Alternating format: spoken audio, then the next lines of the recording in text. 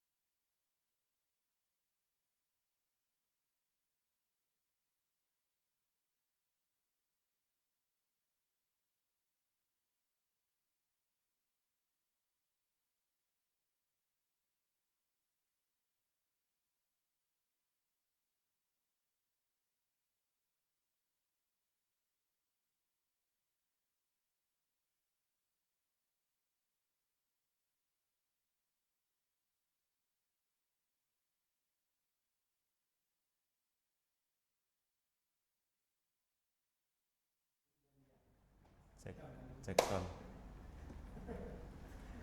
Nggak buka, nggak buka kameranya buka. Ini biar pasnya putih hitam hitam putih.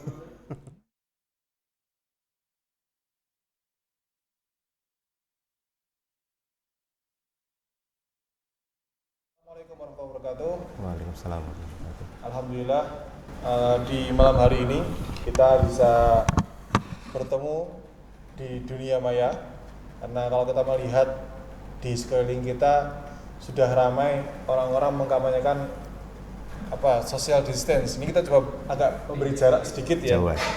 Kita memberi jarak karena salah satu ikhtiar kita untuk mengurangi penyebaran COVID. Nah, di mana-mana kita lihat di media sosial, di Twitter, di Facebook, bahkan di WA, grup WA hampir setiap hari masuk informasi tentang COVID-19, coronavirus. Ada lagi yang bilang SARS versi 2, ada lagi apa lagi ya? Banyak. Nah, di sini kami dari teman-teman PKS Bangun Tapan ingin sekedar sharing ya, ngobrol, mengetahui identifikasi awal ya, mengenal COVID itu seperti apa bersama salah seorang dokter yang sudah bersama kita malam hari ini. Nanti teman-teman bisa memberikan pertanyaan-pertanyaan via Facebook, juga bisa via grup WhatsApp yang sudah kami buat, ada di grup Edukasi Corona Putra maupun Edukasi Corona Putri. Nah, nanti hasilnya juga akan kita sampaikan juga ke YouTube. Nanti channelnya dan lain sebagainya akan kita umumkan di akhir sesi. Makanya simak sampai nanti akhir sesi. Oke, langsung saja tanpa mengulur waktu karena biar gak kemalaman. Silahkan mau sambil rebahan, mau sambil jajan, mau sambil makan, ya silahkan di rumahnya masing-masing. Kita menyiarkan langsung dari studio ini bersama Dr. Mulis. Langsung jawab. Ini Dr. Mulis, kalau melihat fenomena sekarang ini, ada istilahnya coronavirus, corona, terus apa lagi ya? Banyak sekali istilah-istilahnya. Ada lagi muncul, setelah itu muncul self distance, kemudian muncul isolasi pola ban, nggak ngerti lah. Itu Iya. sebenarnya COVID-19 itu apa dan awal mulai bagaimana gitu. Dan itu tuh apa sih gitu? Iya, langsung aja ya. Bismillahirrahmanirrahim. Assalamualaikum warahmatullahi wabarakatuh. Saya ingin sedikit menjelaskan tentang apa itu coronavirus. Bahwa coronavirus ini sebenarnya sudah ada sejak zaman dulu memang ya. Sudah ada sejak bahkan flu yang biasa kita alami itu juga disebabkan oleh virus, salah satunya virus corona. Nah, cuman jenis corona yang berbahaya itu sampai sekarang itu ada 3, itu SARS, Severe Acute Respiratory Syndrome ya, dan MERS, Middle East Respiratory Syndrome, dan terakhir ini adalah COVID-19. Nah, COVID-19 ini pada awalnya disebut sebagai outbreak atau serangan pada lingkup tertentu, kemudian berlanjut sebagai epidemi yang merupakan wabah di cakupan yang luas itu ya. Kemudian terakhir ini disebut sebagai pandemi atau cakupannya global seluruh dunia. Memang luar biasa virus COVID ini. Sebenarnya virus ini kalau asal muasalnya ketika dirunut itu ya, protein yang menyusun virus ini sama seperti protein yang menyusun di virus dari kelelawar dan ular. Nah, virus ini sifatnya zoonosis, memang bisa menyerang pada mamalia, aves ya, burung, dan beberapa hewan-hewan gitu ya. Nah, hal berbeda terjadi pada virus COVID ini. Dia itu menyebarnya, kalau dulu SARS sama MERS itu harus ada perantara gitu ya, hewan perantara. Kalau COVID ini langsung dari orang ke orang gitu ya. Ini yang menyebabkan persebaran dari COVID ini sangat cepat, tidak memandang tempat, tidak memandang area gitu. Ketika ada manusia yang dia membawa virus, dia akan terkena gitu ya. Nah, kenapa disebut sebagai corona? Sebenarnya kalau virus corona itu kan digambarkan seperti matahari gitu ya, dia punya spike-spike gitu ya, tonjolan-tonjolan seperti paku. Nah, spike-spike inilah yang sebenarnya dia itu sebagai tangan gitu ya, tangan untuk menempel pada manusia itu dan menginfeksinya. Nah, spike ini sebenarnya protein, dan manusia yang kena itu juga nempel juga di protein, dan proteinnya itu khusus. Nah, di COVID-19 ini dia menempelnya di angiotensin converting enzyme ACE2 gitu ya. Jadi sebenarnya apa itu angiotensin converting enzyme? Sedikit saya menjelaskan di sini biar ada penjelasan di awal. Sebenarnya dia enzim yang ikut mengatur dalam tekanan darah manusia dan menjaga status cairan manusia gitu ya. Jadi maksudnya gini, dia berperan untuk menjaga tekanan darah gitu ya. Enzim ini ada di situ. Nah, kebetulan enzim ini yang dipakai sama virus untuk melekat. Ya, melekat. Jadi virus ini tidak akan melekat kalau tanpa enzim ini, dan manusia mesti punya enzim ini, jadi mesti melekat gitu. Berbeda halnya pada virus flu misalnya, dia nggak pakai enzim ini sebagai alat melekatnya gitu. Tapi khusus virus COVID ini dia memang melekat pada struktur angiotensin converting enzyme ini. Nah, perlu diketahui sebenarnya kenapa virus COVID yang ada di binatang ini kok melompat ke manusia. Ada di beberapa jurnal itu menyebutkan bahwa ada hal yang merubah gitu ya, berubah proteinnya itu. Masih dalam, kalau saya masih dalam tanda petik pertanyaan, kenapa bisa melompat gitu ya, kenapa bisa melompat. Kalau saya pribadi bahwa virus ini sebenarnya juga teguran dari Allah gitu ya. Kenapa manusia itu memakan makanan yang tidak harusnya dimakan, artinya diharamkan ya. Dia ada di binatang, ular, ada di binatang juga kelelawar gitu ya. Dan ada 5 binatang yang lainnya seperti tikus, babi, musang, kemudian anjing gitu ya. Dan itu semua jadi zat perantara untuk virus ini melekat. Jadi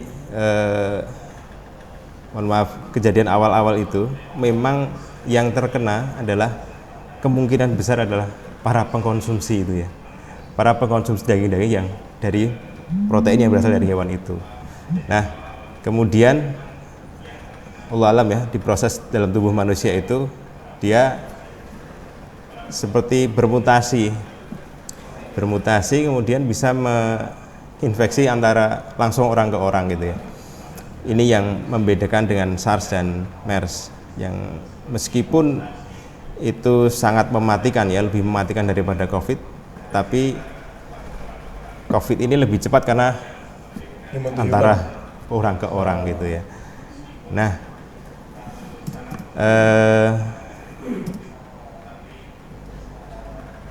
virus ini bisa menyebar itu tanpa ada gejala gitu ya, tanpa ada gejala.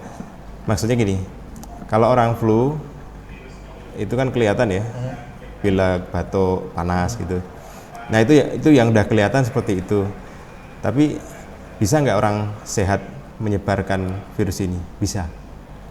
Nah inilah pentingnya kenapa upaya isolasi gitu ya. Tadi kalau disebutkan kenapa harus diisolasi, kenapa harus mungkin ada istilah lockdown dan sebagainya, itu adalah upaya untuk meredam biar tidak terjadi rantai penularan yang begitu luas di komunitas itu. Jadi kalau seperti dibayangkan ada seperti partikel yang semuanya bergerak itu, satu partikel kena gitu, ketika dia menyentuh partikel yang lain itu langsung kena juga. So itu bergerak terus. Nah ketika ada yang mengurangi gerakan itu, partikel-partikel yang gerak ini hanya sedikit itu ya yang mengenai. Nanti semakin banyak yang berhenti gitu, yang kena ya hanya itu gitu, yang lainnya nggak kena. Sebenarnya filosofinya seperti itu tentang isolasi. Jadi menghentikan penyebaran virus secara komunal lebih luas. Ini kalau kita lihat data terakhir gitu ya tentang COVID ini luar biasa. Kalau ada ditampilkan bisa grafik itu ya. Jadi grafik kita itu sekarang baru naik gitu ya, baru naik dan belum ketahuan ini peaknya di mana, ini naik terus gitu.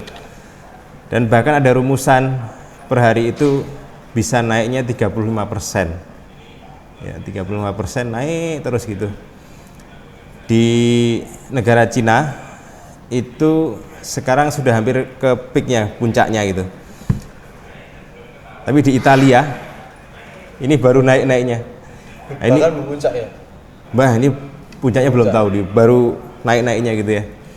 Dan ini pelajaran bersama dari kasus Italia ini bahwa di Italia ini sepertinya terlambat melakukan lockdown gitu ya, menghentikan aktivitas komunal yang melibatkan banyak orang sehingga banyak orang yang terkena.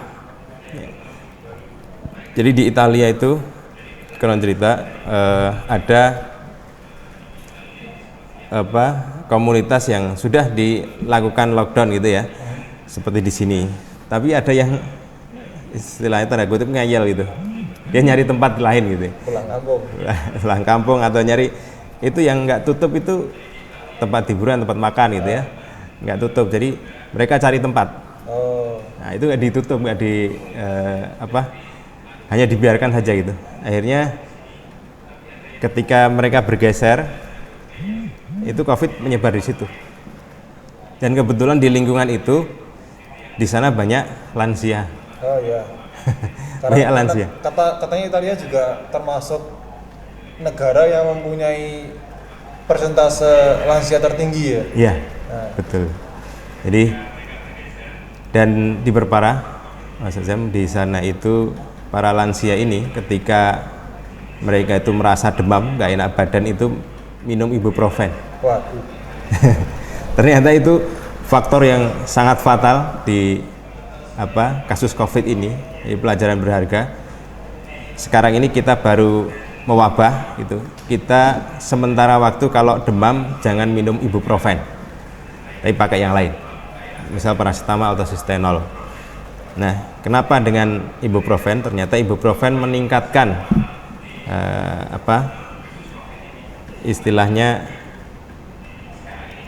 tadi enzim tadi ya. Ya. Itu jadi meningkat gitu. Enzim yang tadi Enzimnya ya. jadi cantolan. Iya, jadi sini cantolan ya? itu meningkat. Oh. Dan memperparah kondisi. Terus yang terjadi selanjutnya, para lansia ini nggak semuanya sehat ya. Tentu mereka punya penyakit-penyakit yang lain. Dan ini memang salah satu yang menjadi hal yang ditakutkan dengan adanya penyebaran virus COVID ini di komunal yang sangat banyak itu ya. Para lansia ini yang menjadi istilahnya orang yang sangat riskan, ya, sangat riskan untuk terinfeksi COVID. Nah, memang COVID ini kalau untuk para orang yang imunnya kuat gitu ya, itu tidak begitu beresiko. Jadi artinya memang karena faktor udah sepuh juga, terus memang imunnya ketika tua itu sudah turun gitu ya. Iya, betul. Jadi makanya rentan. Iya, rentan. Nah, Mas Azam, jadi COVID ini yang tadi protein dalam tubuh kita itu ya, itu dia dipresentasikan di beberapa organ gitu ya. Yang ini jadi faktor resiko kalau orang itu punya kelainan di organ itu. Pertama di paru, yang kedua di ginjal, ya, terus kelainan di pembuluh darah, kemudian termasuk hipertensi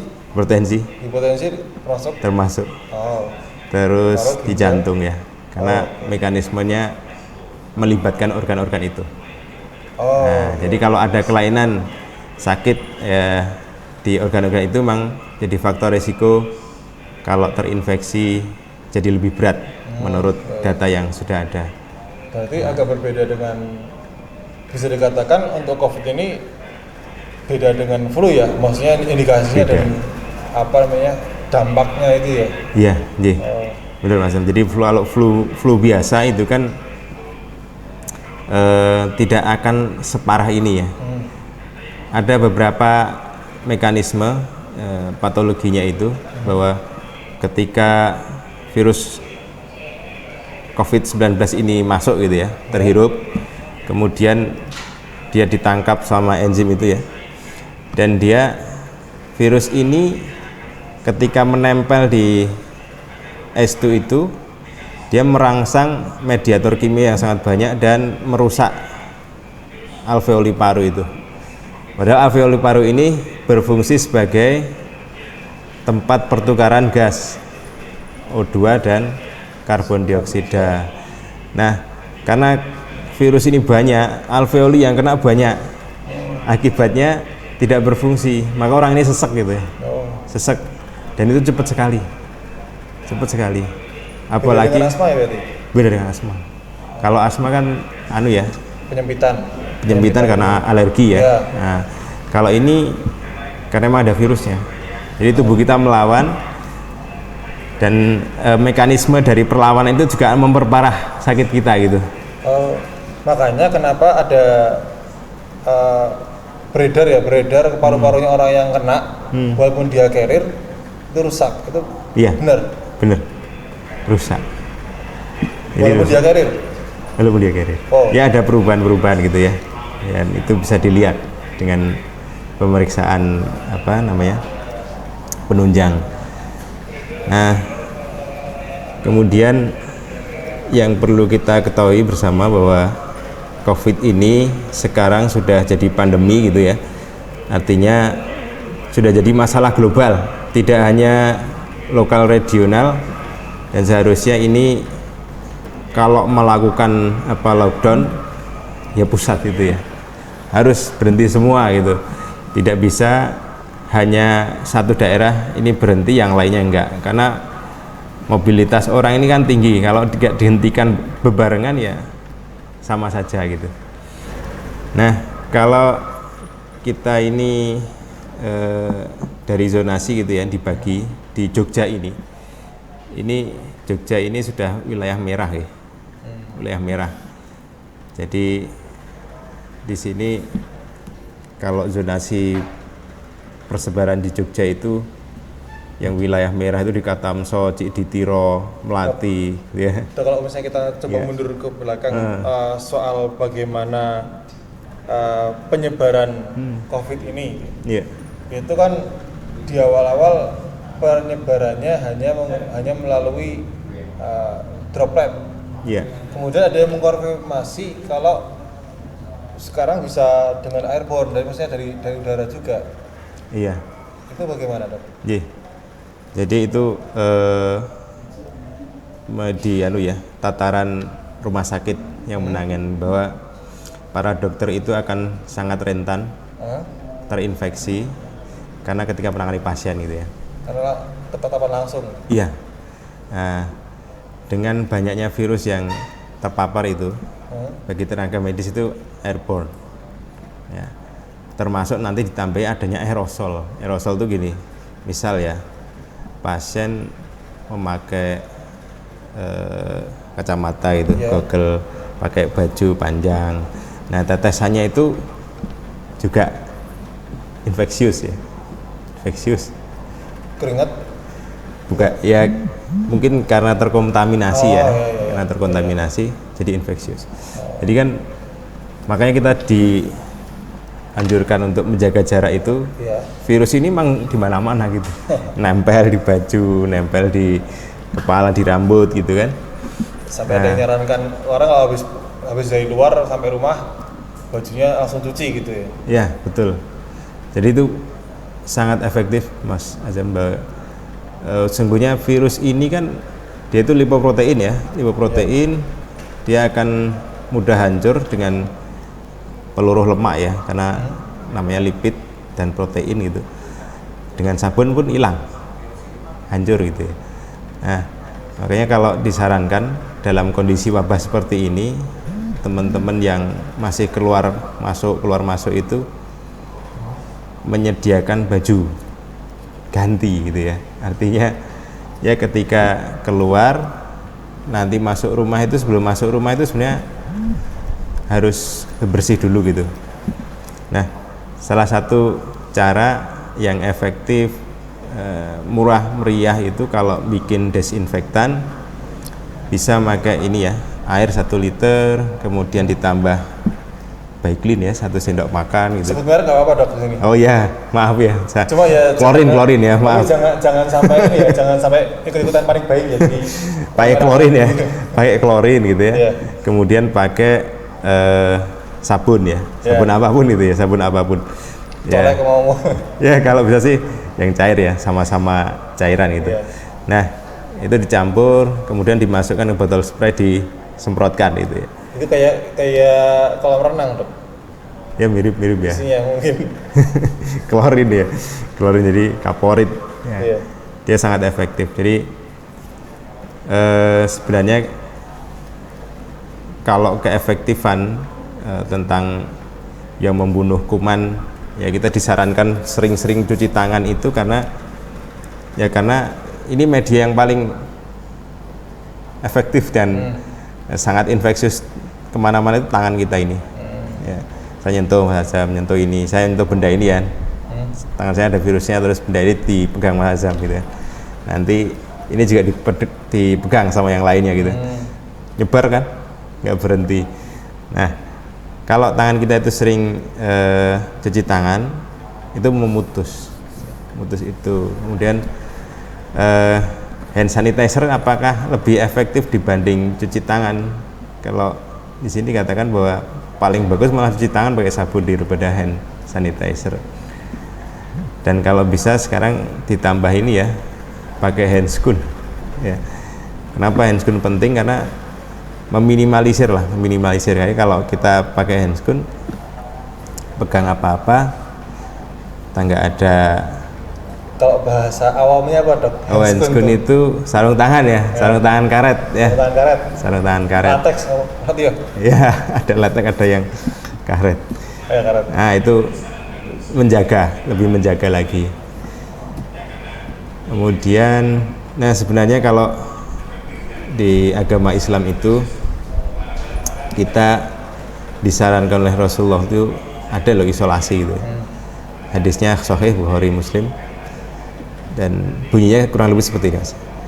Azab yang Allah kirimkan kepada orang yang Dia kehendaki, Allah jadikan taun sebagai rahmat bagi orang yang beriman.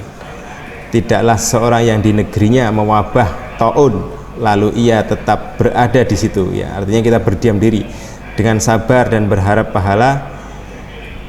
Ia tahu tidak ada musibah yang menimpanya kecuali apa yang telah Allah tetapkan bagi dirinya, melainkan baginya pahala seperti pahala seorang yang syahid. Nah, sebenarnya ini adalah motivasi untuk kita seperti kondisi sekarang ini, ya, idealnya kita itu tidak keluar, ya artinya kalaupun keluar sesuai kebutuhan kita saja gitu, mungkin untuk kebutuhan sehari-hari dan sebagainya. Memang kalau ada yang tidak bisa meninggalkan harus keluar karena mencari nafkah dan sebagainya, ini yang harus dipikirkan ulang, harus ditata ulang gitu ya, bahwa kita tuh sebenarnya ditahan dulu sampai nanti virus ini ya menurun gitu ya. Ya kalau di grafik itu nanti naik, kalau nggak dihentikan ini ada garis ya, garis itu ini kemampuan tenaga medis dan rumah sakit menampung gitu ya. Kalau nggak dihentikan ini diblok sampai ke atasnya garis kemampuan ini. Nah, tapi kalau kita bisa mengisolasi, turun nih di bawahnya, artinya apa? Nanti kalau ada yang sakit berat, rumah sakit itu masih bisa menangani gitu. Ya. Kalau kita ya egonya sendiri-sendiri ya memang repot ya. Kalau seperti sekarang ini masa liburan ya, mungkin ada malah banyak orang yang pulang kampung gitu. Nah itu sangat kalau menurut saya itu malah menzolimi, ya menzolimi orang lain ya. Karena kalaupun kita nggak positif, ya kita artinya tidak kayak ya itu sebagai carrier ya, akhirnya orang lain yang kena gitu. Kira-kira ini ada pertanyaan-pertanyaan dari teman-teman di grup maupun di Facebook ya. Yang pertama, kalau yang lebih rentan terinfeksi itu orang yang lebih itu apa yang lebih muda? Kalau menurut ini ya penelitian yang sudah dilakukan, rentang usia itu antara 30 sampai 80. Yang rentan dan sangat sedikit di anak-anak dan balita. Kalau yang tahun ini 30 hitungannya rentan atau enggak? Iya, mungkin rentan ya. Jadi masih dicari itu kenapa usia-usia itu yang rentan. Dan ada satu lagi Mas Azam, sebenarnya yang lebih rentan itu laki-laki. Oke. Jadi kita itu lebih rentan ya. Ini kalau presentasinya hampir 58%, laki-laki itu lebih rentan dibanding perempuan. Nah, ini udah ada penjelasannya kenapa kok laki-laki itu lebih rentan, karena laki-laki itu lebih banyak tadi Mas enzim angiotensin tadi ya dibanding perempuan. Nah, terus memang kalau faktor pemberat lain yang tadi ya ada komorbid, artinya penyakit penyertai yang kronis yang membahayakan bagi infeksi virus ini. Kalau membedakan ya, ini kan ada sahabat kita yang sedang batuk terus punya riwayat asma. Nah, batuk asmanya kambuh. Nah, itu kira-kira termasuk penyakit kronis enggak? Asma ya? Iya, jadi asma itu dari kan sekian penyakit kronis itu asma termasuk enggak? Kalau dikatakan kronis, asma iya. Dia kan udah lama gitu ya. Dan dia berada di paru dan itu bisa jadi resiko ya, resiko untuk menjadi pemberat ya. Itu solusinya buat menghindari resiko itu tadi gimana? Untuk menghindari seperti protap di COVID itu ya. Pertama ya tidak terlalu banyak keluar itu. Pertama itu. Misalnya sedang asma gitu terus. Oh, sedang asma. Ya sedang asma minum obat asma. Obatnya diminum ya. Kalau murni asma gitu kan, ya kadang tanpa panas, kadang dengan panas juga ya. Nah, yang jelas obat asmanya diminum. Berkurang nggak gitu dengan obat yang sudah ada itu? Jangan-jangan kalau nggak berkurang ya perlu ke rumah sakit gitu ya untuk penanganan lanjutan. Ya, karena bisa jadi kan orang batuk ya. Kalau sekarang kan batuk lagi sensitif nih. Orang batuk atau bersin itu di mana-mana sensitif. Iya. Biasanya di tempat umum aja. Bahkan di masjid aja. Begitu mau batuk udah langsung buyar. Nah itu udah sekelilingnya waduh. Gitu. Nah ini kira-kira buat yang punya apa biasa mungkin kambuhan flu atau kambuhan apa namanya asma gitu, itu membedakan antara batuknya flu dengan batuknya kena gimana? Batuknya apa? Batuknya karena COVID ini gitu loh. Yeah. Itu jadi pertanyaan. Jadi kalau bagi teman-teman di COVID ini dia mengatakan bahwa batuknya batuk kering ya, batuk kering. Jadi beda dengan batuk berdahak. Suaranya pun berbeda gitu ya kalau ada dahaknya itu. Nah kita cenderungnya ke batuk kering. Oh, batuk kering. Batuk kering itu. Okay. Jadi kemudian kira-kira kalau misalnya menggunakan antibiotik itu efektif nggak untuk mencegah COVID? Penggunaan antibiotik nggak berefek ya pada COVID karena COVID ini virus, ya antibiotik virus. Bakteri. Antibiotik bakteri. Nah, karena dia sifatnya virus, Mas. Sebenarnya dia sifatnya self limiting disease, artinya gini. Kalau tubuh kita kuat, virusnya lemah. Sebaliknya kalau tubuh kita lemah, virusnya kuat. Jadi intinya ketika kita menghadapi COVID ini, kita harus kuat. Tubuh kita harus kuat, ya. Kita harus kuat. Itu kalau berarti kalau misalnya bakteri itu kan bisa pakai antibiotik ya. Kalau virus berarti harus pakai vaksin berarti ya.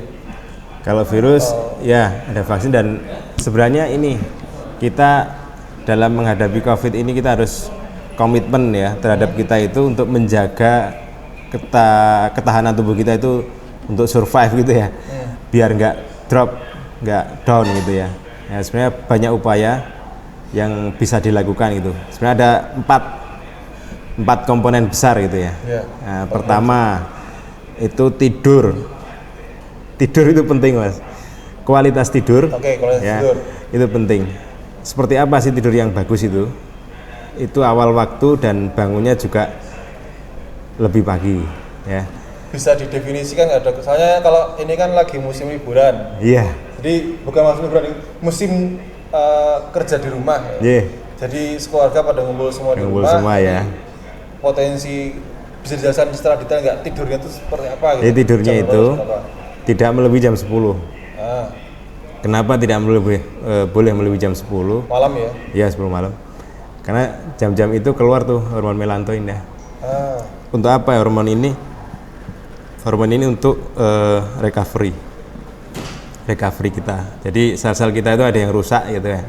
Secara periodik diganti. Nah, nanti lewat jam 12 berhenti nih hormon. Jadi kalau kita belum tidur sampai jam 12, tidak ada kesempatan sel-sel yang rusak itu direcovery. Artinya tubuh kita itu kan seperti mesin, tune up-nya lewat gitu ya. Itu tidur. Kemudian faktor kedua adalah nutrisi atau makanan. Makanan ini penting. Makanan seperti apa? Makanan yang sifatnya basah. Dari apa itu sifatnya basah? Itu dari sayur dan buah. Nah, sayur dan buah ya. Nah, dan beberapa zat mineral dan vitamin. Seperti apa itu? Itu seperti zinc, ada vitamin C, vitamin D, gitu ya. Kemudian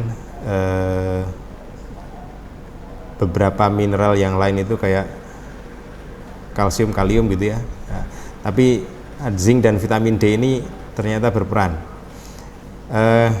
Ada yang mengatakan, oh kita harus berjemur kaitannya dengan vitamin D ini sebenarnya. Nah vitamin D ini karena dia berperan penting untuk menjaga tubuh kita itu tetap fit gitu ya. Vitamin D ini, Mas, ada catatannya bahwa sebenarnya ada batasan kita bisa maksimal dapat vitamin D ketika kita berjemur. Itu batasannya umur 40 tahun. setelah 40 tahun ternyata tubuh kita itu berkurang kemampuannya untuk mengubah ya dapatnya sinar matahari itu tubuh kita mengubah jadi vitamin D yang banyak, itu berkurang. Sehingga kalau umur 40 tahun lebih harus ada asupan yang tinggi vitamin D, tinggi zinc gitu ya. Kalau konsumsi kan sekarang ada ya di apotek itu jual langsung kapsul vitamin D gitu. Atau mungkin kalian langsung gitu. Itu boleh nggak untuk yang usia 40 tahun ke atas terutama ya? Boleh. Dan itu ada dosisnya ya. Kalau vitamin zinc ya, terutama zinc ini 10-20 mg. Kemudian ada ini Mas, yang dari herbal ya, Echinacea. Echinacea itu kalau di pabrikan namanya macam-macam gitu ya. Boleh milih salah satu. Kalau di apotek Echinacea itu banyak produk A, B, C, D, E gitu ya. Vitamin C tadi juga dosisnya 1000 mili sehari. Kemudian selain itu dari nutrisi ini Mas, ada probiotik, ada probiotik. Probiotik itu artinya bakteri baik ya, bakteri baik yang untuk asupan kita. Prebiotik itu makanan untuk bakteri. Jadi kebanyakan dari kita Mas itu ketika bertambah umur tambah ngedrop, tambah loyo gitu ya. Meskipun kita olahraga tapi makan kita juga ngawur. Sebenarnya probiotik ini yang bermasalah dalam tubuh kita itu. Bakteri kita itu bermasalah. Dengan kata lain kita itu nggak sadar membunuh bakteri kita gitu. Nah, bakteri kita itu terbunuh dengan apa? Ternyata terbunuh dengan makanan-makanan yang asam lah gitu sifatnya. Nah, apa makanan yang asam itu? Ternyata dari makanan yang tinggi kalori. Ya. Tinggi kalori, kayak sifat makanan minuman yang manis-manis gitu ya. Itu membunuh apa? Membunuh bakteri. Nah, apa fungsi bakteri ini? Bakteri ini kalau di tubuh kita itu dia sebagai benteng pertama ya menghadapi virus bakteri itu ya. Ketika makanan itu masuk dan oksidan ya, itu yang zat berbahaya. Kalau bakteri kita cukup, makanan-makanan yang harusnya tidak terserap dibuang ya. Makanan yang dibutuhkan diserap. Nah, tapi kalau bakteri kita banyak yang mati, makanan yang harusnya zatnya ini nggak terserap, keserap gitu. Akibatnya apa? Zat-zat yang harusnya dibuang tidak ada dalam tubuh kita itu numpuk. Di antaranya lemak. Lemak ini salah satu kelainan metabolisme yang itu bisa bermasalah gitu ya. Bermasalah. Itu komponen makanan ya salah satunya. Kemudian yang lain adalah olahraga ini. Olahraga penting ya teman-teman. Kita disarankan isolasi, nggak banyak keluar dari rumah. Bisa kok olahraga di dalam rumah gitu kan. Jadi kalau misalnya workout from home. Ya, bisa. Jadi kayak apa? Sebenarnya stretching ya. Stretching urut tuh dari kepala sampai kaki itu. Stretching dan peregangan. Paling nggak itu. Nah, exercise ini untuk apa sih? Selain untuk menjaga daya tahan tubuh kita tetap prima dengan cara salah satunya fungsi fascia ya. Fascia dalam tubuh kita itu tertata. Kemudian yang terakhir itu komponen kebahagiaan. Kita harus bahagia Mas ya. Kita harus bahagia, tapi tidak usah piknik dulu ya. Nggak usah piknik dulu sama keluarga dulu ya. Tetap di rumah ya. Karena kalau orang itu stres gitu ya, ini yang membahayakan. Ada beberapa hormon yang keluar gitu ya, yang ini bekerjanya malah menurunkan daya tahan tubuh kita. Yang kalau cara kerjanya gini Mas, kita itu diberi oleh Allah itu kemampuan untuk fight or flight gitu ya, melawan atau lari gitu. Nah, melawan atau lari ini mekanisme apa? Mekanisme menghadapi stres itu ya. Stres stres itu stres apapun. Jadi kalau kita nggak nyaman, kita pengennya lari, itu dianggap tubuh kita, dianggap otak kita itu adalah sebagai stresor. Nah, ketika itu terjadi, ternyata tubuh itu sudah memberikan impuls-impuls ke beberapa organ gitu ya, yang efeknya itu malah kontraproduktif untuk daya tahan tubuh kita gitu. Nah, jadi orang stres ini kan gampang sakit ya, turun gitu. Apalagi kalau sangat ketakutan ya, kita jangan sampai ketakutan dengan COVID ini ya, terutama kita orang Islam seperti yang sudah digambarkan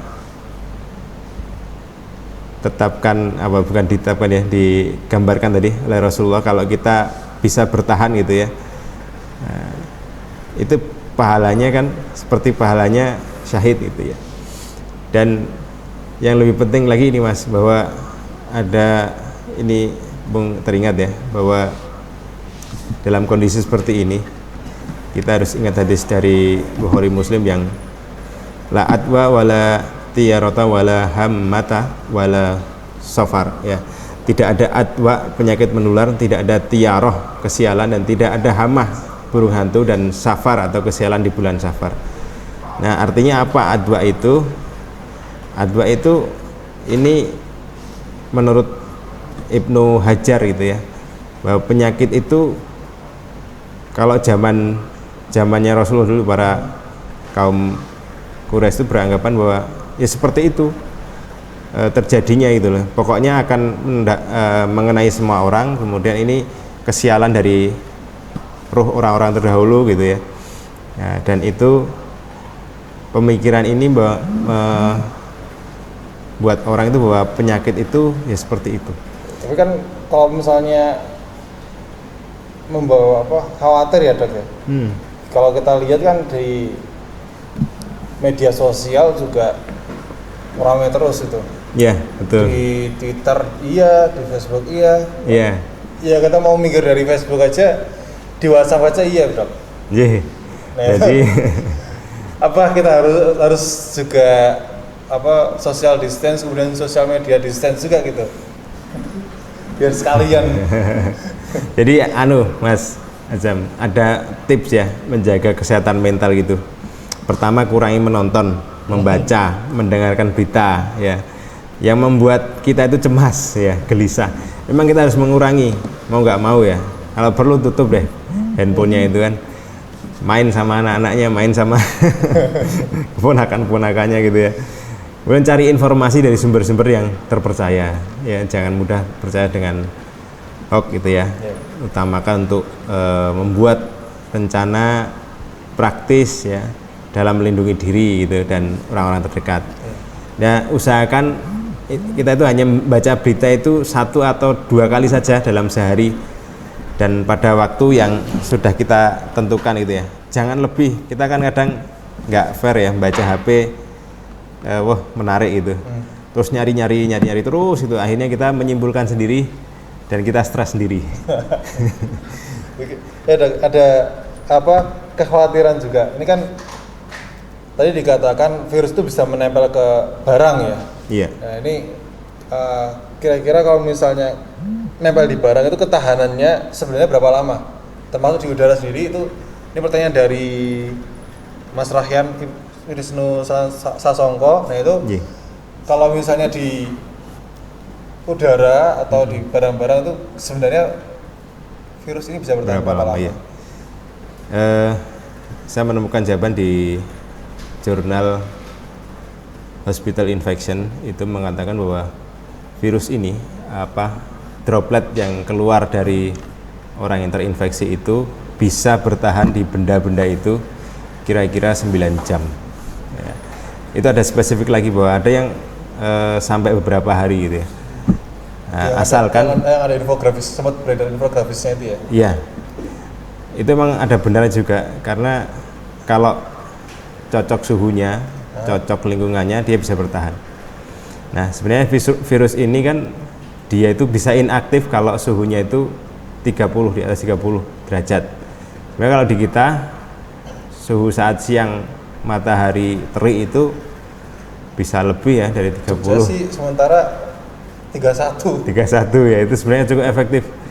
Setengah jam kalau itu di luar gitu ya, dijemur, inaktif. Nah, kalau mau amannya lagi, kita bisa menyemprotkan desinfektan. Yang tadi Mas, yang murah meriah buat sendiri tadi. Air dengan klorin ya. Air, klorin, dan sabun. Sabun ya. Tidak perlu disebutkan mereknya, bisa disimpulkan sih. Tadi sebut sih di awal. Ya. Itu. Oke, kalau misalnya ada paket, kalau misalnya kita menerima paket barang dari Cina atau negara-negara lain yang bisa dikatakan sudah infected lah, sudah terinfeksi, itu ada risiko juga nggak, Dok? Ya, sebenarnya berapa lama dari negara Cina sampai ke Indonesia itu barangnya Ya, itu? kalau saya pernah pesen seminggu bisa sih, seminggu ya. Seminggu mungkin kalau tempatnya tidak mendukung ya sudah mati sebenarnya. Kalau untuk mau aman sekarang ya semprot disinfektan. Ya, semprot disinfektan itu selalu aman ya. Dengar silakan ibu-ibu bikin disinfektan pakai semprotan gitu, semprotan yang buat semprot baju mau setrika itu. Ntar kalau bapak-bapaknya baru pulang dari kantor atau dari mana, semprot itu. Sebelum masuk semprot dulu itu, bolak-balik. Terus kalau misalnya menggunakan masker saat bepergian itu, apakah harus selalu menggunakan masker ketika harus mau pergi-pergi mana-mana itu? Ya sebenarnya masker yang beredar gitu ya, yang masker bedah itu sampai ratusan ribu satu box. Iya. Sebenarnya kalau keefektifannya nggak efektif ya. Sebenarnya ya. Nggak efektif. Tapi kalau mencegah droplet itu lumayan. Ya, percikan itu ya. Mencegah dari pengguna. Iya. Dari pengguna masker ya. Iya. Jadi biar nggak dropletnya kemana-mana gitu ya. Tapi kalau virusnya tertahan nggak. Karena virus kecil banget ya. Kita nggak bisa tahu tuh. Lebih kecil daripada pori-porinya itu. Sehingga porinya lebih gede, virusnya lebih kecil itu. Ya, keluar dia. Itu sebenarnya nggak begitu efektif. Terus masker yang harus dipakai itu kayak gimana sebenarnya? Kayak yang dikatakan di rame-rame dibilang pakai masker itu masker yang kayak gimana sih sebenarnya? Kalau mau yang bener gitu, itu pakai masker N95 itu. N95. Tapi itu sangat mahal, pengap ya. panas. Itu standar dokter yang di rumah sakit sekarang pakai itu. Dan harus pakai Google full face gitu. Dan itu sangat menyiksa. Sangat menyiksa. Bernafas saja susah ya. Harus berkeliling ke poli, ke bangsal dan sebagainya dengan masker itu. Itu sebenarnya sangat nggak nyaman. Nanti susah nafasnya bukan karena virus tapi karena pakai masker. Beda. Iya. Saya pernah pakai apa, Kak?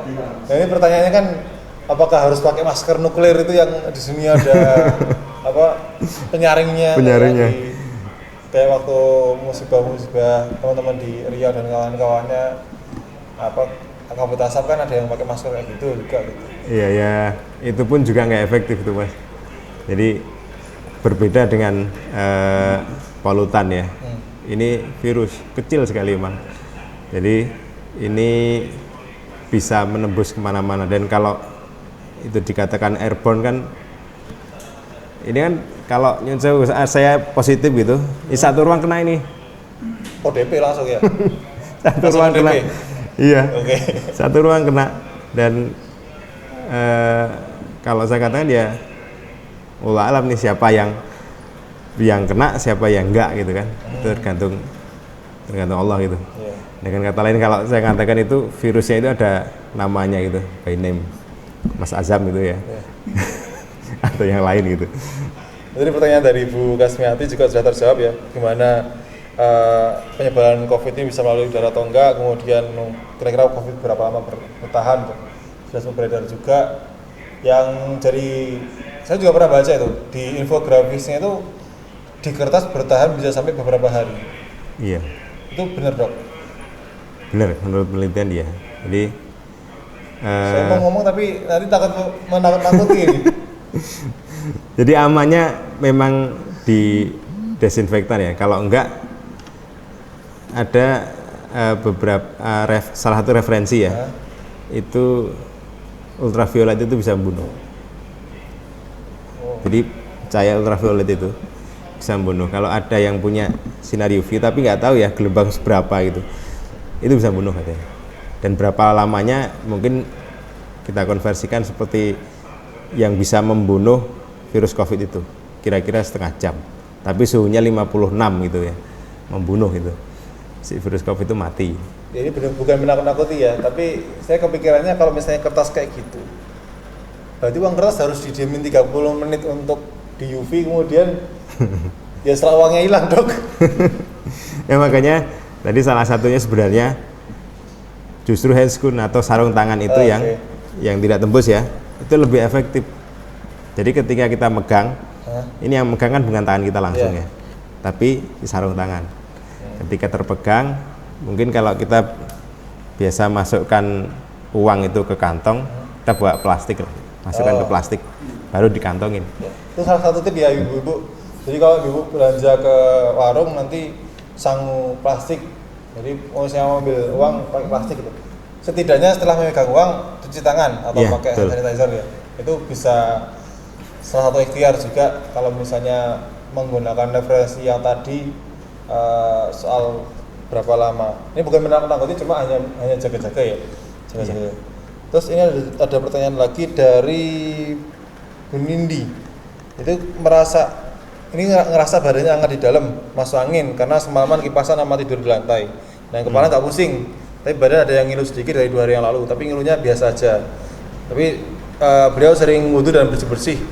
Teman sekamar sering pulang pergi. Nah, ini kira-kira kalau sudah corona itu bisa nggak disembuhkan? Ini nggak tahu ya, apakah kondisi itu tadi itu bisa dikatakan terinfeksi atau bagaimana. Kemudian kalau misalnya sudah kena corona itu apakah bisa disembuhkan? Terus kalau misalnya bisa, itu sekitar kita itu gimana cara bersihinnya? Kalau misalnya ada seorang yang sudah positif corona itu kan artinya segala aktivitasnya itu bisa menyebarkan virus-virus di berbagai macam benda yang dia sentuh gitu. Ya. Nah, itu kira-kira cara membersihkannya bagaimana? Ya, yang pertama tadi apakah dia kena corona atau enggak gitu ya. Kalau kena corona atau enggak itu memang dari hasil lab ya. Jadi virus corona ini mirip dengan virus demam berdarah. Nah, demam berdarah itu taunya positif demam berdarah atau enggak dari lab. Demikian juga dengan virus corona ini. Jadi tidak bisa batuk pilek panas sesek oh corona gitu, enggak bisa. Jadi dievaluasi dulu. Kalau merasa seperti itu pun kita tidak dianjurkan langsung ke rumah sakit ya, menahan diri dulu. Nah, kok kita merasa tambah nggak enak, seseknya kok bertambah gitu ya, kita merasa belum pernah sesek seperti itu, nah itu baru kita ke rumah sakit ya. Nah sebenarnya calling, kalau sekarang kan ya calling ya, rumah sakit, calling itu bisa dijemput itu ya. Ya seperti itu. Jadi corona itu harus didasarkan hasil pemeriksaan, tidak bisa cuman gejala gitu. Nah kemudian tadi kalau seandainya ada yang kena corona, kemudian di lingkungan sekitar itu mesti jadi infeksius gitu kan. Bagaimana menghilangkannya? Yang pertama, kalau ruangan itu tertutup dibuka, buka ya, sirkulasi udara masuk. Nah, ini nyebar kemana-mana? Apa ya? Nyebar kemana-mana enggak? Ya nyebar kemana-mana, nanti kan keluar ya. Keluar nantinya itu kan akan kena sinar matahari ya, panas dan sebagainya. Tapi kalau ruangan tertutup, kita pakai AC, ruangan tertutup, itu di penghuninya itu kena virus corona, masih tertutup, itu kan kayak berputar aja gitu kan, yang masuk mesti terkena gitu. Nah yang lain itu bisa pakai pemurni udara gitu ya, pemurni humidifier. Humidifier khusus itu ya, dia ada penyaringnya itu, penyaring sampai tingkat virus, itu bisa kalau ruangan. Nah tapi kalau di sekitaran gitu, misal di luar yang tidak tertutup, Kalau khawatir ya kasih desinfektan tadi. Oh iya. Ya. Itu cara mudahnya semprot disinfektan Iya. lah gitu. Kalau misalnya. Mudahnya Tapi ya ini kalau misalnya melihat dari ya karena informasi mudah terus menyebar kemana-mana cepat gitu ya. Sampai kemarin sempat beredar juga yang identifikasi ciri-ciri kalau misalnya kena infeksi virus corona tuh hari pertama sampai ketiga kayak gini, hari keempat seperti ini, hari kelima seperti ini. Itu sebenarnya nggak ada, soalnya itu bikin orang-orang juga akhirnya khawatir Khawatir ya. Dikira-kira waduh ini aku ada nggak ya ini ya, terus wah ada checklist, wah ini gimana, karena Yeah. kemarin waktu ada kayak ini agak keluar sedikit ya, kemarin film Joker aja yang ngomongin mental disorder aja atau apa penyakit mental aja akhirnya pada semuanya self diagnose tuh. Ini begitu beredar itu semuanya juga ikutan apa diagnosis sendiri gitu. Itu kira-kira gimana dok? Iya betul ya. Yang pertama khawatiran itu boleh ya, karena khawatir takut itu penyelamat. Iya. Kalau kita nggak pernah takut malah celaka. Itu pertama itu. Yang kedua jangan menyimpulkan sendiri dari belajar singkat itu ya. Jadi, tanyakan kepada ahlinya, saya ini seperti ini, gejala seperti ini mengarah ke corona atau enggak ya. Dan tadi corona itu memang positifnya hasil lab, tidak bisa diputuskan dengan gejala klinis gitu ya. Memang kalau ada beberapa item ini habis bepergian dari Jakarta gitu, yang sebagai epicentrum virus COVID ini ya, tiba-tiba pulang panas, batuk, sesek, nah memang aja segera di isolasi. Yang pertama isolasi sendiri gitu ya.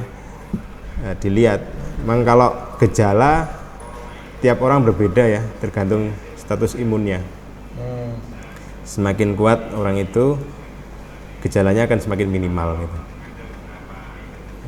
Terus ini ada pertanyaan juga dari Bu Atik tadi, melanjutkan yang kondisi batuk karena asma kambuhan itu kira-kira karena Bu Atik ini aktivitasnya kan punya usaha kuliner, kemudian harus keluar untuk belanja kebutuhan outlet, itu kira-kira aman nggak kalau misalnya dengan kondisi sekarang ini asma itu tadi megang apa-apa jadi takut gitu, apalagi uang. Nah, itu kira-kira tadi kan uang sempat disebutkan seperti itu tadi. Nah itu kira-kira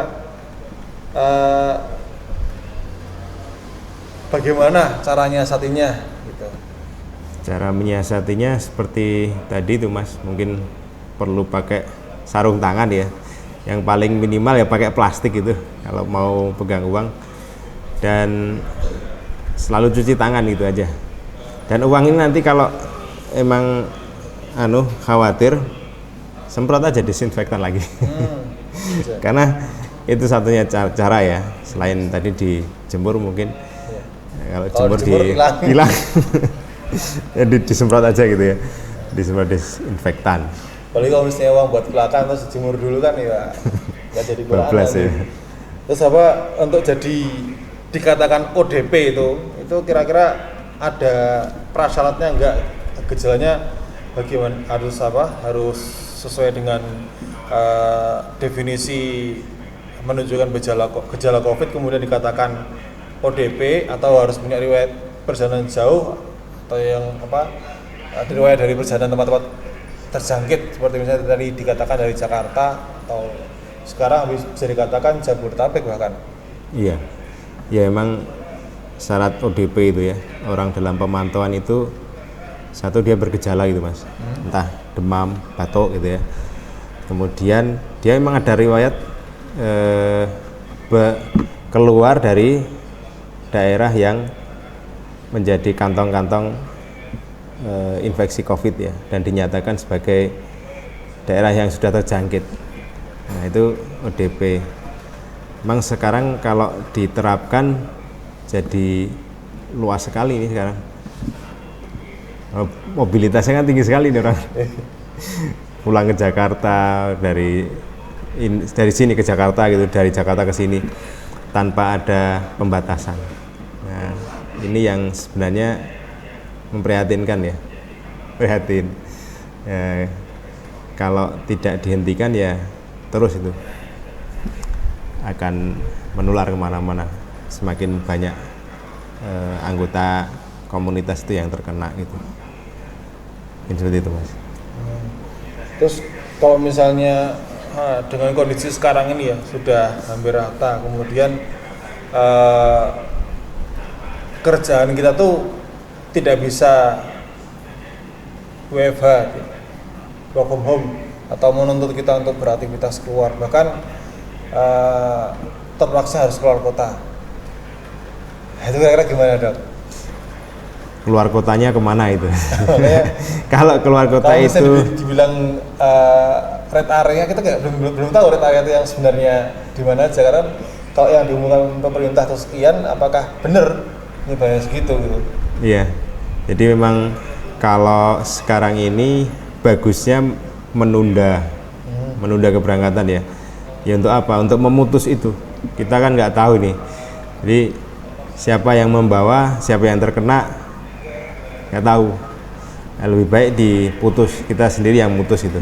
Nah, semakin banyak yang memutuskan itu, maka grafik itu akan turun kan, nantinya akan turun tuh, tidak akan naik banget.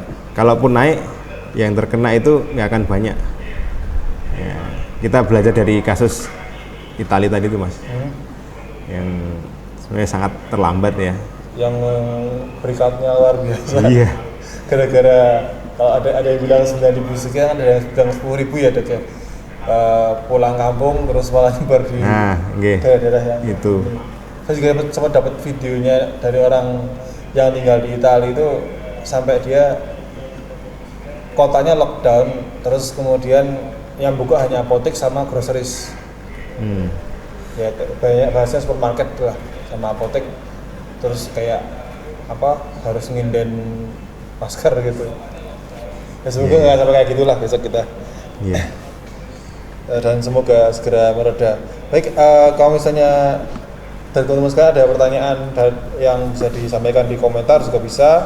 Kemudian di grup, ini mohon maaf yang tadi sudah bergabung di grup edukasi Corona Putra maupun Putri, ya kita mohon maaf kalau misalnya tidak jadi kuliah di WhatsApp, karena kita sama-sama mikirnya biar bisa dinikmatin bareng-bareng semuanya, kemudian biar ada dokumentasinya seperti itu. Ini selanjutnya ada pertanyaan dari tadi sudah dari Mas Gino Elman Agusta, tadi sudah sempat ditanyakan ya, gimana kalau misalnya terpaksa harus perjalanan jauh, antisipasinya gimana? Ya tadi kalau misalnya bisa ditunda dulu aja. Kalau misalnya terpaksa ya segera menggunakan pengamanan itu. Kalau melakukan perjalanan ke daerah-daerah yang dalam tanda kutip merah, itu segera mengisolasi diri ketika pulang gitu. Menghindari tempat keramaian ya. Kemudian kalau misalnya kita menemukan ini sebenarnya ada hal yang pahit banget ya.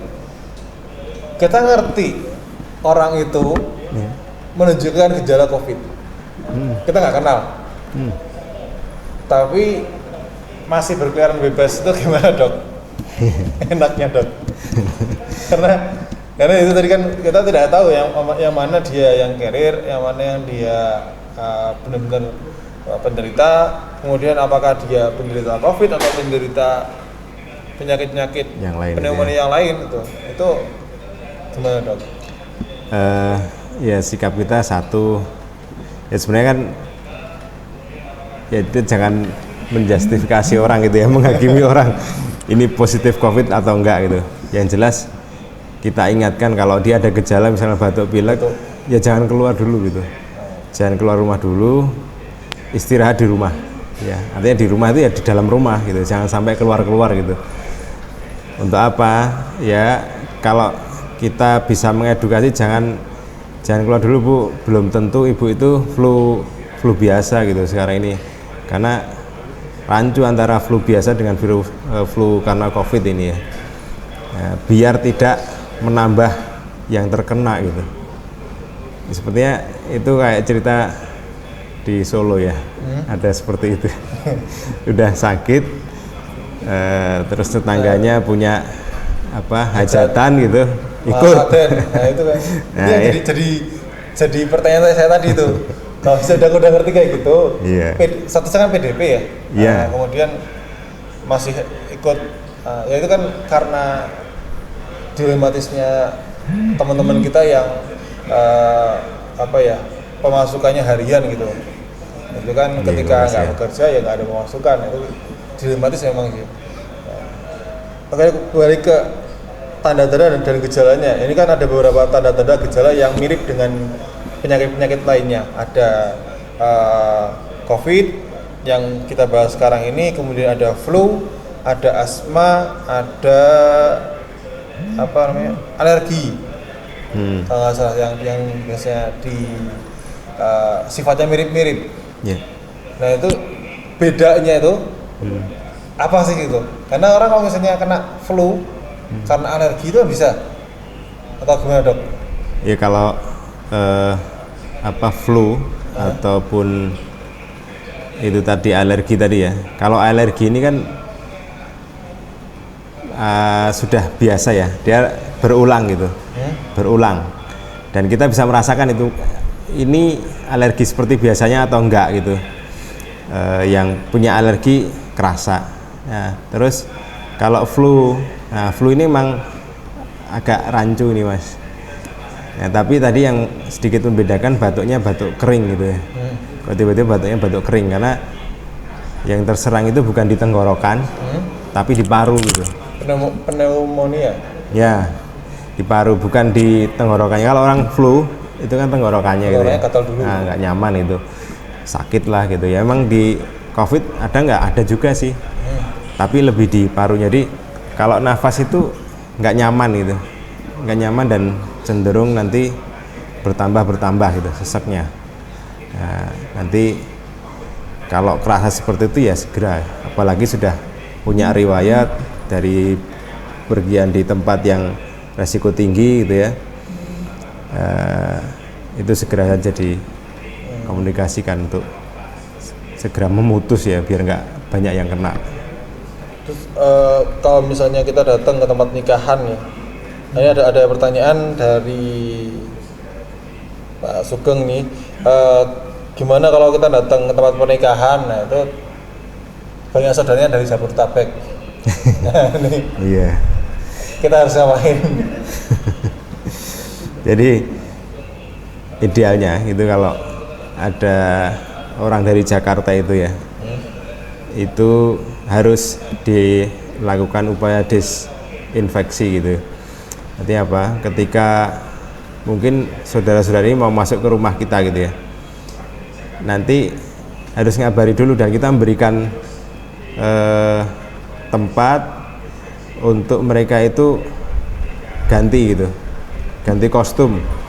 Nah, kostum ini harus ganti pakai yang sudah bersih gitu, artinya nanti dan harus mandi dulu mereka itu. Intinya harus mandi dulu sebelum masuk ke rumah gitu ya. Mungkin yang dimaksud ketika ada kondangan. Oh gitu ya. Itu yang punya hajat itu saudara-saudaranya dari Jabodetabek. Kita datang ke kondangan itu, nah itu kira-kira. Ya, itu harusnya yang punya hajat itu peka, ya. Kemudian melakukan upaya desinfektan terhadap semua tamu itu. Kalau pengen ya standar ya pakai tes suhu juga gitu ya. Ya, kalau mau ya tadi itu upaya murah meriah dan semua tamu difahamkan dulu ya. Nanti ada yang marah disemprot dan sebagainya. Karena ini alat perlindungan ya, alat perlindungan kalau sekarang ini. Dan kalau mau lebih aman ya ditunda hajatnya. Sampai kemarin ada teman yang ini juga, saya lupa di teman di mana ya, itu katanya akadnya tetap resepsinya nanti. Nah, itu lebih bijaksana menurut saya. Kalau ada dapat video di Malaysia juga resepsinya dia harus pakai cek suhu sama kasih hand sanitizer gitu. Jadi kalau misalnya hand sanitizer cukup nggak dok sebenarnya? Ya kalau melihat tadi cara penularan tadi ya, sebenarnya ya kurang hand sanitizer dan di desinfektan harusnya ya. Berarti kalau misalnya pengen enak, misalnya pintu masuknya gedung pernikahannya itu Semprot. biasanya kan pakai AC di atasnya itu, diganti desinfektan. Nah seperti di bandara itu Mas. Ya. Nah itu kan dia disemprot ya, itu pengaman itu. Dia seperti itu. Oke. Ini belum ada. Nah, ini ada pertanyaan lagi dok dari Bu Siti Nurzana.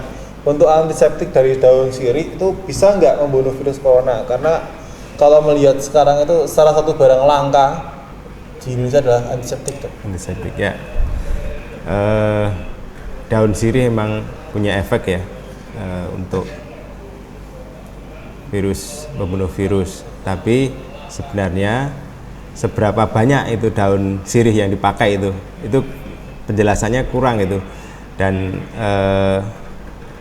caranya itu harusnya distandarisasi ya.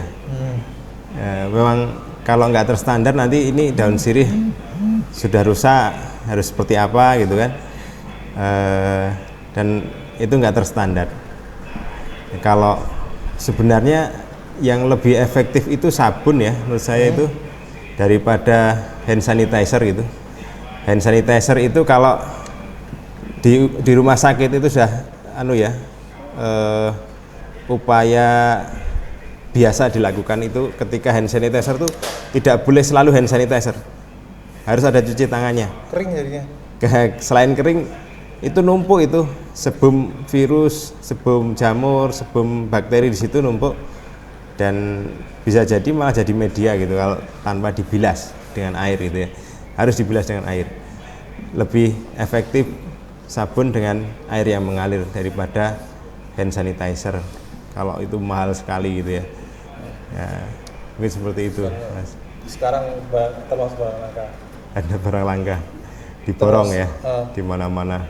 Kemudian ini terakhir dok, kalau sarung tangan kan dari Ibu Dewi Herina ya. Ini sarung tangan kan diperlukan ya, memang apalagi itu di tempat-tempat umum.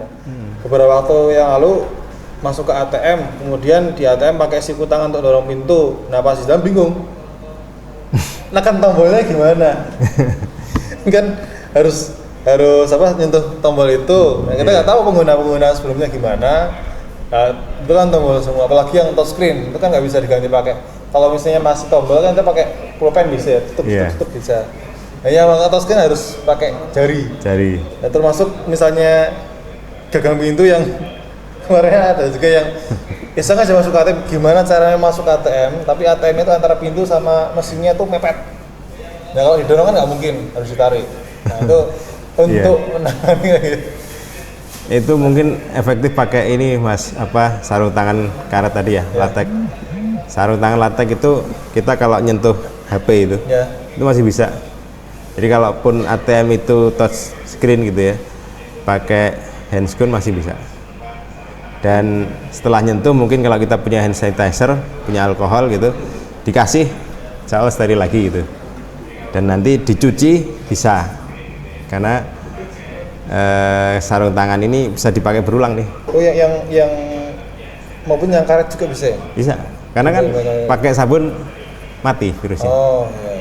Pakai lagi cuci gitu. Apakah harus tiap hari pakai sarung tangan kalau misalnya mau aktivitas di luar? Ya untuk pengamannya sekarang seperti itu ya. Ini bukannya paranoid itu ya.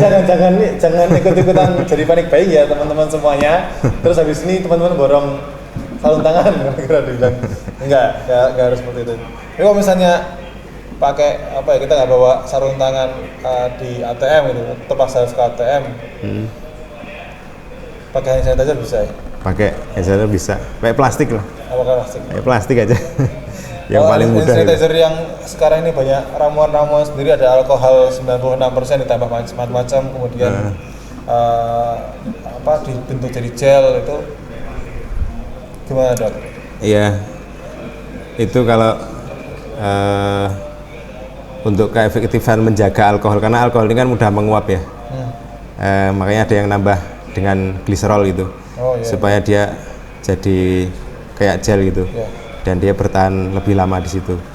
Nah, kalau cuman sekedar alkohol, tempatnya nggak rapat gitu, ya nanti persentasenya berkurang gitu. Jangan-jangan cuman air nanti yang di dalamnya kan jadi nggak efektif.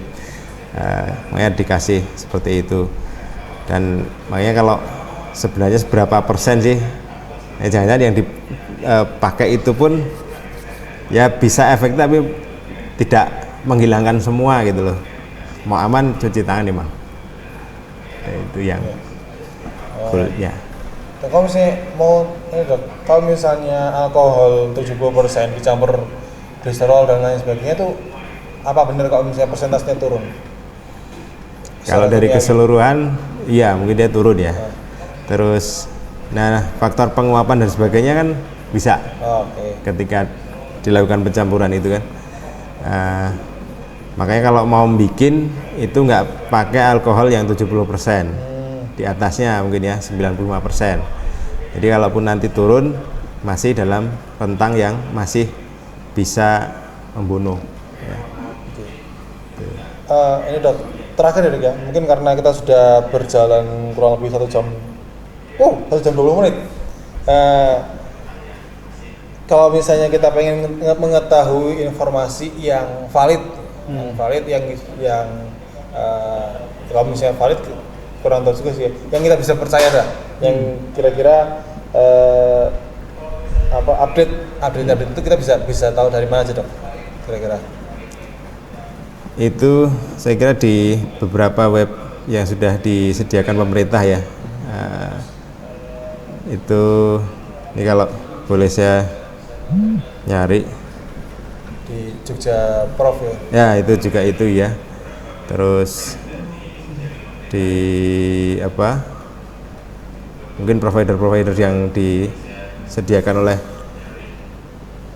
apa nih? Pemerintah yang paling bawah gitu ya. Kecamatan ada nggak itu? Nggak tahu. Itu yang bisa jadi acuan itu ya. Jangan WA seorang dari berita-berita yang nggak jelas gitu. Itu mungkin yang jadi acuan yang dari situ, Mas. Ini saya udah agak lama, cuma ada dari saya lihat lagi materinya kayaknya ada yang seru lagi nih dibahas nih. Monpon Dok. Monpon, ya. Nah, ini sorry ya, ini tadi saya scroll lagi materinya dari Dr. Mukhlis, ada yang menarik yang sempat rame juga kemarin, jahe jadi langka, kunir jadi langka. Yang kasihan yang bikin pecel, yang bikin gado-gado loh, kencur langka. sempat satu hari habis tuh Monpon bel, nggak tahu karena ada berita apa di TV, tiba-tiba keesokan harinya jahe serai itu pada habis tuh. Nah, kalau serai mah mungkin banyak ya stoknya, tapi yang lainnya kan agak susah. Nah, ini soal Monpon gimana Dok? Termasuk kontroversi soal kurkumin ini.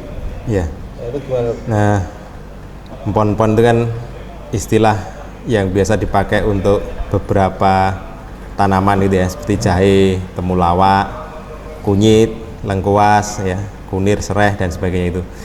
Nah, sebagian besar empon-empon ini zat yang dipakai, zat aktifnya itu adalah flavonoid dan terpenoid ya. Ini zat aktif ini memang terbukti dia bisa membunuh virus ya. Nah, sebenarnya flavonoid terpenoid itu tidak hanya di empon-empon itu, banyak ya, banyak tumbuhan lain yang mengandung flavonoid dan terpenoid ini. Salah satunya jeruk itu juga ada ya. Kemudian lavender itu juga ada. Nah, kemudian kayu manis itu juga ada. Merica itu juga ada. Nah, sebenarnya ini kan masyarakat itu kan emosional ya, ketika empon-empon itu borong semuanya. Sampai ada tulisan wedang corona gitu. Nanti saya bilang kayak apa, handskun atau sarung tangan beli semua ya, mohon maaf. Satu orang sebenarnya cukup satu karena itu bisa dicuci gitu ya, nggak perlu borong-borong gitu. Nah, kemudian kontroversial tentang kurkuminoid ya, kurkumin itu. Ada yang mengatakan ini bermanfaat, ini malah membahayakan gitu. Ini sebenarnya kalau di dunia herbal itu barang lama itu mas, barang lama ternyata. Jadi kurkumin itu sebenarnya zat aktif ya, yang terkandung di tadi empon-emponan tadi, kunyit, jahe, temulawak dan sebagainya itu. Nah, kurkumin ini dipandang sebagai zat yang memicu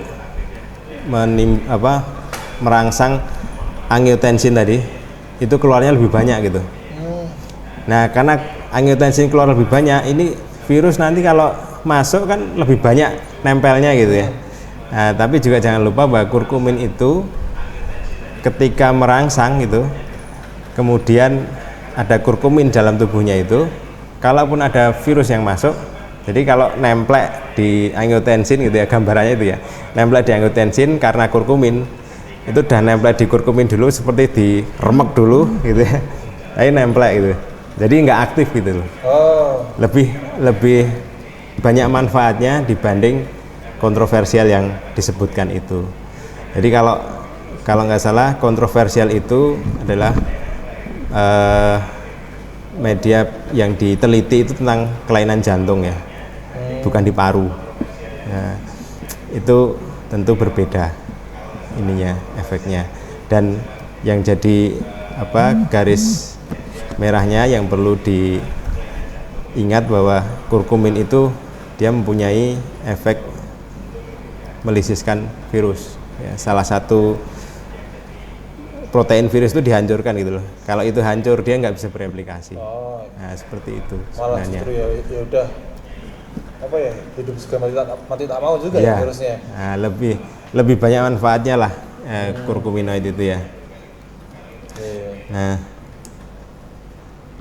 memang kalau mas baca berita seperti ini kan ada juga yang stres ini, wah saya udah borong kurkumin, kalau ternyata saya juga udah minum nih, stres banget ya.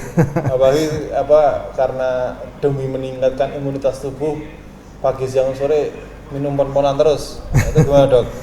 Ya sebenarnya harus terukur juga. Nah, zat mentah itu dia memang zat aktifnya banyak ya, ratusan bahkan ada yang jutaan gitu. Nah, di antara zat aktif itu ada zat yang bermanfaat dan ada juga zat yang toksik. Nah, kita tidak boleh terus-menerus minum zat yang ada dari herbal itu ya. Kita juga harus mengukur. Jadi ketika kita mau membiasakan minum 1 ruas jahe gitu setiap hari, itu lebih bermanfaat dibanding kalau secara emosional saya minum pagi sore siang gitu. Nah, nanti malah efek toksiknya muncul, beracun juga. Beracun juga. Nggak sakit corona, nggak kena corona tapi sakit yang lainnya. Keracunan. Ya mungkin seperti itu ya. Kayak yang ini berita-berita pada panik buying terus pada beli mie instan banyak-banyak, ya nggak jadi sakit corona, jadinya sakitnya gara-gara mie instan. Ya betul. Oke. Betul. Oke baik dok, karena ini juga sudah waktu juga sudah panjang juga, sebenarnya masih banyak yang bisa kita diskusikan untuk membahas soal corona ini. Kita juga nanti bisa kita diskusikan juga untuk update berita tentang corona ini bagaimana, bisa kita pantau nanti di grup ya. Tadi sudah disampaikan di grupnya, di postingan video ini ada link grupnya yang bit.ly itu edukasi corona BTP Putra untuk yang laki-laki dan yang BTP Putri untuk yang perempuan ya. Jadi bisa kita teruskan di sana, termasuk update-update kalau misalnya tidak penelitian terbaru soal corona atau perkembangan dari negara-negara lain soal corona ini bisa diupdate di situ, termasuk kalau misalnya ada informasi-informasi resmi mungkin bisa disampaikan di situ ya. Tapi kita upayakan untuk menyaring informasinya sebelum disampaikan di grup. Jadi jangan menanyakan, biasanya yang sering terjadi itu kalau di grup WhatsApp tuh nge-share dulu beritanya, bawahnya ini valid enggak? Kita tuh baru tahu infonya itu, tapi ditanyakan valid nggak gitu dok. Nah, Oh iya. mungkin begitu untuk obrolan kita pada malam ini dari dokter Mukhlis, ada tambahan sedikit mungkin?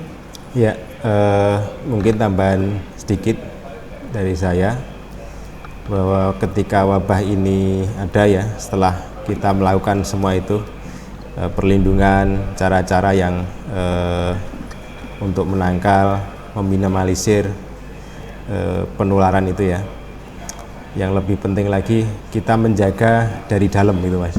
Ini yang sering dilupakan nih tadi, yang 4 tahap tadi loh. Kita sering melupakan itu, lupa dengan makan, lupa dengan istirahat, lupa dengan ya bahagia gitu ya, dan olahraga. Nah, lebih penting lagi ke depan gitu ya, kan daya tahan kita tuh kan naik turun ya. Nah, supaya tetap terus eksis itu kita harus mengupayakan makan, istirahat kita itu sangat dijaga betul ya. Nah, khususnya dari makanan ini kita perlu belajar lagi ya, perlu banyak belajar bahwa ya virus ini sebenarnya kan teguran dari Allah nih. Tentang apa? Tentang makan juga. Awalnya kan itu kan tentang makan gitu. Kita hati-hati dengan makan. Nah, kita harus belajar banyak tentang makan itu, kemudian belajar banyak tentang tidur, dan belajar banyak tentang harus bagaimana mengelola stres gitu ya. Nah, ini jadi kunci-kunci yang sebenarnya ini harus kita pertahankan dibanding ketika kita larut dengan isu-isu itu ya. Jadi malah kita rugi sendiri gitu. Itu yang ingin saya tekankan, bahwa kita jangan termakan isu sehingga malah komponen sehat kita itu hilang gitu. Bahagianya hilang karena stres. Terus kita nggak berolahraga karena kita antri untuk hand sanitizer misalnya. Antri untuk beli alkohol gitu, cari kemana, kesana kemari gitu, dan kita hanya memburu empon-emponan gitu tanpa memakan yang lain. Ya. Jadi maaf kalau kita masih suka makanan yang asam, misalnya yang digoreng, dibakar, ya nanti suatu saat kita akan down gitu ya, down, dan itu harus kita perbaiki. Nah, itu aja Mas Azam, mungkin ini yang perlu dijaga oleh kita karena sering dilupakan gitu ya. Mesti itu. Terima kasih Dr. Mukhlis atas penyampaiannya pada malam hari ini. Semoga bisa menjadi ilmu buat kita semua. Kita bisa ambil pelajaran-pelajarannya. Jangan lupakan yang 4 tadi: makan, istirahat, olahraga, dan yang paling penting bahagia. Kalau kita mengikuti arahan dari pusat juga social distancing. Social distancing itu jaga jarak antara orang satu dengan orang lainnya. Kalau perlu social media distancing supaya bahagia. Iya. Yeah. Karena kita sudah di penghujung acara pada malam ini, kita dari teman-teman panitia mohon maaf yang sebesar-besarnya apabila selama sesi ini ada banyak kesalahan, banyak kekurangan atau kelebihan waktu. Kami berharap semoga ini bukan obrolan yang pertama, dan kedepannya juga ada materi-materi seperti ini juga atau kelas-kelas lainnya, dan bisa kita lanjutkan di sesi berikutnya. Akhirul kalam, kita terima kasih kepada Dr. Taufik. Wassalamualaikum warahmatullahi wabarakatuh. Waalaikumsalam warahmatullahi wabarakatuh.